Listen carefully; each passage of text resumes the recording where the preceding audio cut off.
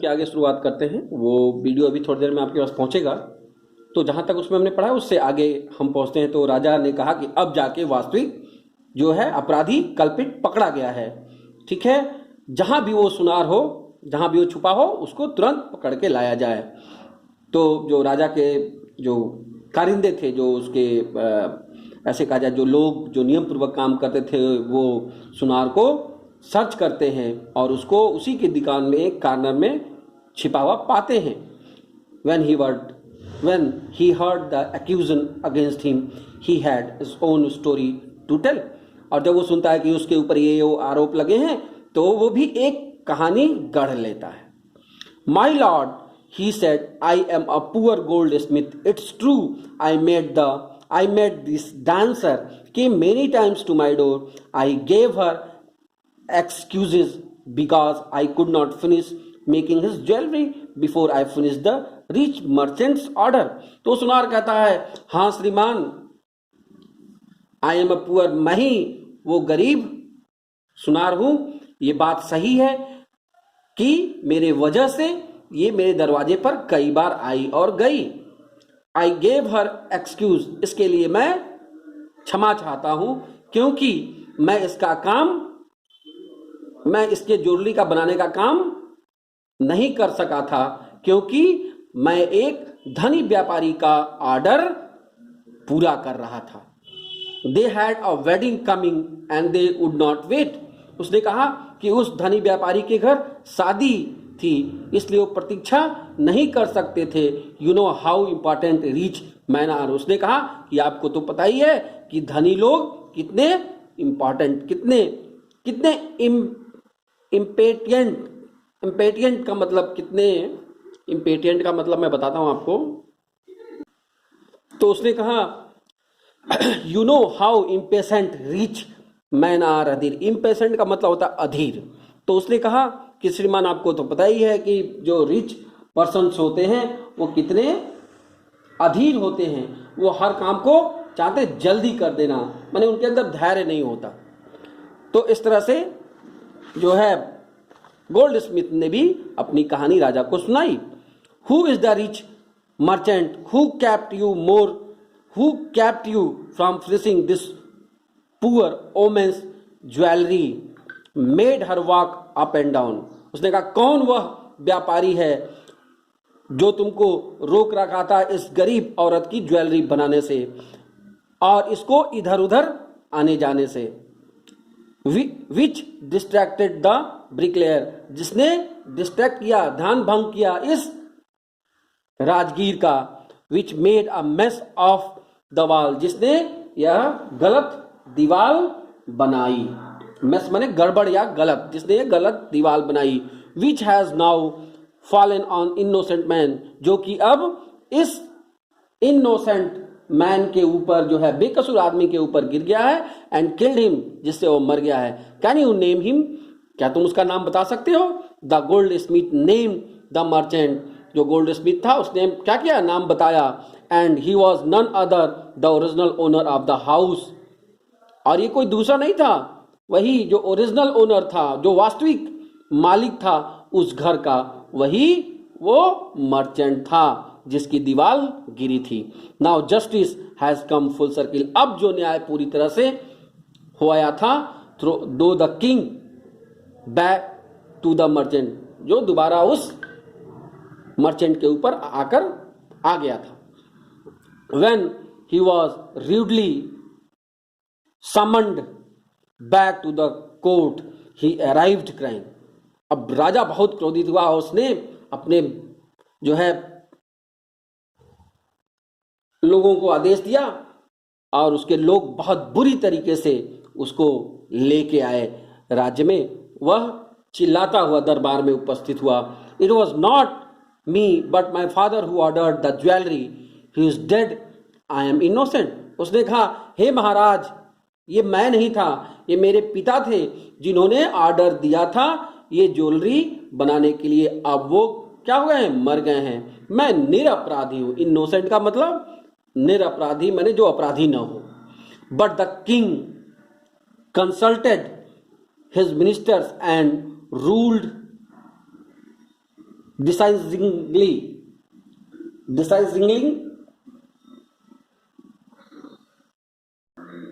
Decisively. तो जो राजा था उसने अपने मंत्रियों से परामर्श लिया और रूल डिसाइसिवली, दृढ़ता पूर्वक यह निर्णय दिया। इट्स ट्रू, यो डिसाइसिवली माने दृढ़ता पूर्वक, रूल्ड माने निर्णय। It's true your father is the true murderer, ये बात सही है कि तुम्हारा पिता ही वास्तविक मर्डरर है। ही इज डेड, चूंकि वह मर गया है। But somebody must be punished in the place, लेकिन किसी को तो उसके जगह पे पनिशमेंट, दंड मिलना है। You have inherited everything from that criminal fathers of yours, his riches as well as his sins. उसने कहा कि तुम्हें जो है विरासत के रूप में अपने पिता का, अपने क्रिमिनल पिता का सारा धन मिला है, तो ठीक उसी तरह से तुम उसके पापों के लिए भी भागीदार हो। भाई विरासत के रूप में तुमको तुम्हारे पिता द्वारा जो सब चीज मिला है, धन तो तुमको मिल गया, तो उसके जो पापों का भागी कौन होगा? तो धन तो मिल गया, तो तुम पापों के भी उसके भागी होगे। I knew at once even when I first set eyes on you that you were at the root of the horrible crime। उसने कहा जब मुझे पहले ही बार उसने कहा, राजा ने कहा जब मैंने तुमको पहले ही बार देखा था तो मेरी आंखों को विश्वास हो गया था कि तुम इस हॉरेबल का मतलब होता है भयंकर या भयानक क्राइम के पीछे तुम ही हो। जब मैं तुम्हें पहली बार देखा था उसी समय मेरी आंखों को यकीन हो गया था कि इस भयानक क्राइम के पीछे तुम्हारे ही हाथ हैं। यू मस्ट डाई, तुम्हें मरना पड़ेगा। And he ordered a new stake to be made ready for the execution. Stake का मतलब नियम, दाव। तो उसने, राजा ने अपने उनके जो भी लोग थे जो इन चीज़ों को बनाते थे, जो उनके कारिंदे थे, उनको आदेश दिया कि नए रूल बनाए जाएं और इसको क्या किया जाए? एग्जीक्यूशन किया जाए। इसका माने नए रूल के तहत इसको क्या किया जाए? डेथ का पनिशमेंट दे दिया जाए।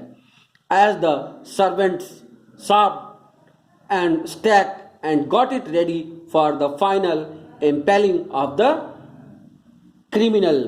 और जो उनके नौकर थे उन्होंने बहुत तेजी से वे सारे रूल रेगुलेशन बनाए और बहुत ही तेजी से वो सारे रूल रेगुलेशन बनाए गए, नए नियम बनाए गए, चीजें बनाई गई और उस क्रिमिनल को उस क्राइम को माने अंतिम and got it ready for final impelling. Impelling का मतलब होता है प्रेरित होना। इम्पेलिंग का मतलब होता है प्रेरित होना।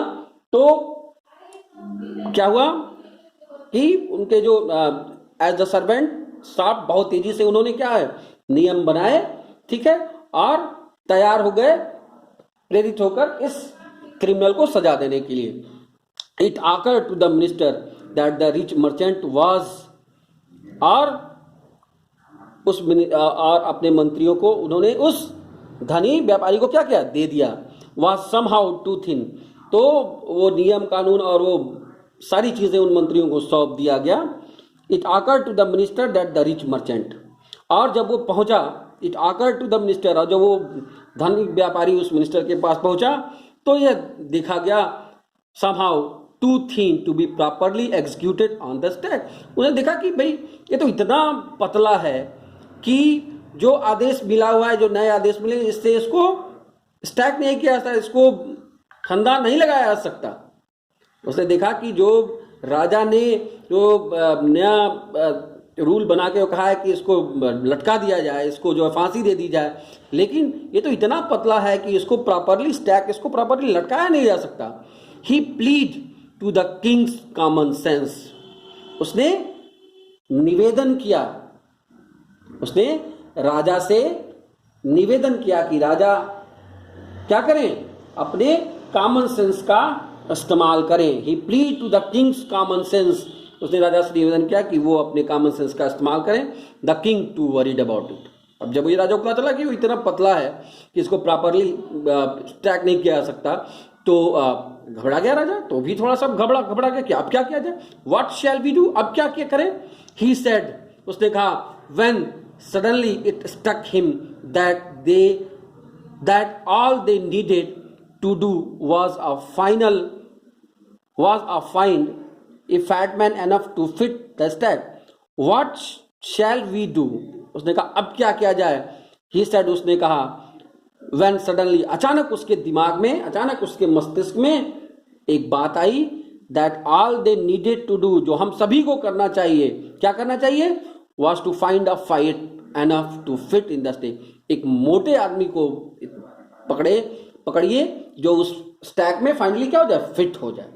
उसने कहा कि अब तो बहुत दुविधा वाली बात है कि इतना दुबला पतला है कि उस स्टैक में आ ही नहीं रहा है। तो अंत में सभी ने सोचा, राजा ने सोचा कि क्यों ना एक हमें ऐसा मोटा आदमी पकड़े जो उस जो है फंदे में आ जाए। The servant were immediately sent all over the town looking for a man who could fit in the stake. जल्दी ही राजा के जो भी सर्वेंट थे उन लोगों को पूरे दरबार में, पूरे राज्य में भेज दिया गया कि एक मोटे ताजे आदमी को पकड़े जो कि फंदे में आसानी से आ जाए। And their eyes fell on the disciple, और दरबारी खोजते हुए गए और उनकी आंखें शिष्य के ऊपर टिकी जो कि बहुत was fattened himself for month on bananas and rice and wheat and geese। और उन राजा के नौकरों की आंखें उस शिष्य के ऊपर टिक गई जो महीनों से क्या बहुत केला, राइस, व्हीट और घी खा खा के क्या हो गया था, मोटा हो गया था। तो अंत में राजा के नौकरों को वही शिष्य जिसने अपने गुरु से इनकार कर दिया था जाने के लिए, जब गुरु ने उससे कहा कि यहां से चलो, ये राज्य ठीक नहीं है, मूर्खों का राज्य है जब सारी चीजें एक ही हैं, तो वही शिष्य अंत में पकड़ में आया क्योंकि वो खा खा के पूरा महीना भर खा खा के वो केला, चावल, वीट, घी सब खा खा के वो इतना मोटा तगड़ा हो गया था। तो राजा के जो नौकर थे उन्होंने कहा ये मोटा तगड़ा है, ये फिट बैठेगा इस फंदे में, तो उसको पकड़ लिया गया। तो ये हमने पढ़ा, यहां तक हम पढ़ चुके हैं। मीनिंग सारी याद कीजिए, इस अर्थ को समझिए, ठीक है। मैं इस पर कुछ क्वेश्चन दूंगा, वो आप क्वेश्चन को अटेम्प्ट करेंगे। रेस्ट जो है वो हम फिर अगले दिन पढ़ेंगे और अगले दिन इस चैप्टर को हम समाप्त कर देंगे। Thank you.